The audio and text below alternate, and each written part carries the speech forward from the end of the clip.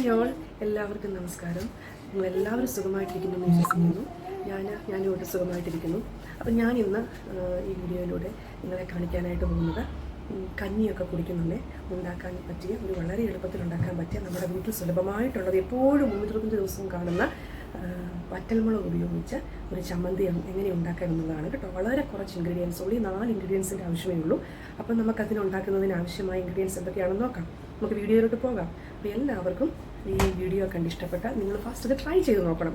Try ചെയ്ത് നോക്കിയിട്ട് നിങ്ങൾക്ക് ഇഷ്ടപ്പെട്ടാൽ മാത്രം നിങ്ങളിത് ലൈക്ക് ചെയ്യുക, ഷെയർ ചെയ്യുക, കമൻറ്റ് ചെയ്യുക, എൻ്റെ ചാനലിനെ സപ്പോർട്ട് ചെയ്യുക. നമുക്ക് വീഡിയോയിലോട്ട് പോയാലോ?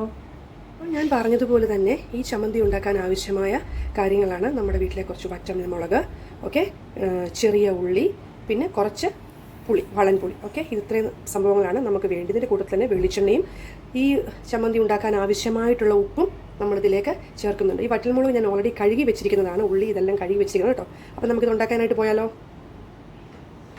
അപ്പോൾ ആദ്യമേ തന്നെ നമുക്കൊരു പാൻ വെച്ച് പാൻ ഒന്ന് ചൂടായി കഴിയുമ്പോൾ അതിലേക്ക് ഇതിന് വെളിച്ചെണ്ണ തന്നെയാണ് കുറച്ചുകൂടെ ടേസ്റ്റ് കേട്ടോ. അപ്പോൾ വെളിച്ചെണ്ണയൊന്ന് ഒഴിച്ചു കൊടുക്കുക. വെളിച്ചെണ്ണ ഒഴിച്ചു കൊടുത്ത് വെളിച്ചെണ്ണയൊന്ന് ചൂടായി കഴിയുമ്പോഴത്തേക്ക് നമുക്ക് ഈ നമ്മൾ തൊലി കളഞ്ഞ് വെച്ചിരിക്കുന്ന ഈ ചെറിയ ഉള്ളിയെ ഇതിലേക്ക് ഇട്ട് നല്ലവണ്ണം ഒന്ന് വഴറ്റിയെടുക്കാം. ഈ ചമ്മന്തിയെക്കുറിച്ച് പറയുകയാണെങ്കിൽ വളരെ ടേസ്റ്റാണ് കേട്ടോ. കഞ്ഞിക്കും പിന്നെ ചപ്പാത്തിക്ക്, കഞ്ഞിക്ക്, ദോശയ്ക്ക്, ഇഡ്ഡലിക്ക് എല്ലാത്തിനും ടേസ്റ്റാണ്. ഇതൊരു ഒരാഴ്ച വരെ ഫ്രിഡ്ജിലൊന്നും നമ്മൾ വെക്കേണ്ട കാര്യമില്ല. നോർമൽ റൂം ടെമ്പറേച്ചറിൽ ഇതിരിക്കും, ഒരു കേട് സംഭവിക്കത്തില്ല. നമുക്ക് വേണമെങ്കിൽ ഫ്രിഡ്ജിൽ ഇത് 1 മാസം വരെ വെച്ച് വേണമെങ്കിൽ ഉപയോഗിക്കാം കേട്ടോ.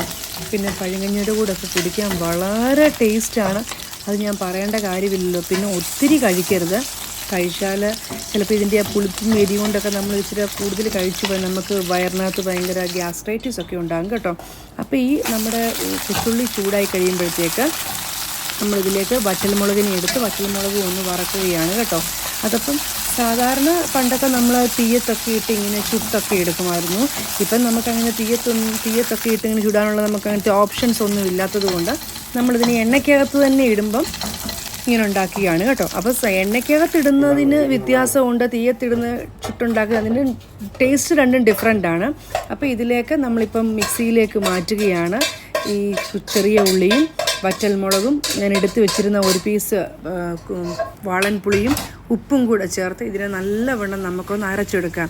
അരച്ചെടുത്ത് കഴിഞ്ഞതിന് ശേഷം ഓൾറെഡി നമ്മൾ ആ വറ്റൽമുളക് വറുത്തൊരെണ്ണയുണ്ടല്ലോ, ആ എണ്ണ കളയണ്ട, ആ എണ്ണ ഇതിലേക്ക് തന്നെ ഒഴിച്ചു കൊടുക്കുക കേട്ടോ. അപ്പം നമുക്ക് അതിൻ്റെ ഒരു ടേസ്റ്റും കിട്ടും. പിന്നെ നമുക്ക് എണ്ണ ഇച്ചിരി കുറവാണെങ്കിൽ നമുക്ക് വേണമെങ്കിൽ ഇച്ചിരി പച്ച വെളിച്ചെണ്ണ ഇതിലേക്ക് ആഡ് ചെയ്യാം കേട്ടോ. അപ്പം ഞാൻ ഓർത്തു ഞാൻ ഇച്ചിരി സ്വീറ്റ് പൊട്ടറ്റോ പുഴുങ്ങിയതായിരുന്നു, അപ്പോൾ അതും ഇതും കൂടെ ഒന്ന് കഴിച്ച് നോക്കാമെന്ന്. പക്ഷേങ്കിൽ വളരെ നല്ല ടേസ്റ്റ് ആയിരുന്നു. അപ്പോൾ എനിവേ ഞാൻ കൊച്ചിന് കൊടുത്തു. കൊച്ചു പറഞ്ഞ് അവൾക്ക് വേണ്ട എന്ന് പറഞ്ഞു. പക്ഷേ ഞാൻ കഴിച്ചു, എനിക്ക് നല്ല ടേസ്റ്റായിട്ട് തന്നെ തോന്നി. കപ്പയൊക്കെ പുഴുങ്ങി ഇതിൻ്റെ കൂടെ കഴിക്കാൻ വളരെ നല്ല ടേസ്റ്റാണ് കേട്ടോ. അപ്പം നിങ്ങൾക്കെല്ലാവർക്കും ഈ വീഡിയോ ഇഷ്ടമായെങ്കിൽ നിങ്ങൾ ഷെയർ ചെയ്യുക, സബ്സ്ക്രൈബ് ചെയ്യുക, ലൈക്ക് ചെയ്യുക. വീണ്ടും ഒരു അടുത്ത വീഡിയോയിലൂടെ നമുക്ക് കാണാം. Bye bye.